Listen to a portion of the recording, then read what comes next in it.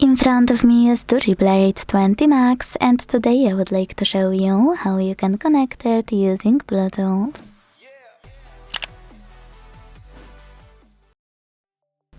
Begin by opening Settings and tapping on Connected Devices right away. Then click on Pair New Device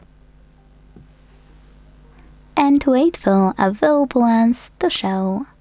When they do, tap on the one you wanna connect to and wait. When you see this pop up, click on the switcher next to Also Allow Access to Contacts and Call History to enable or disable it, and hit Pair at the bottom right corner.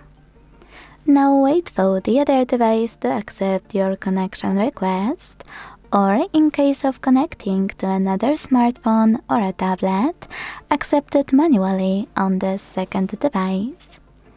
As you can see, my devices were successfully connected. If you wanna manage this connection, use this gear right next to saved device and check out all of those options. You can click on those switches to turn on or off those options.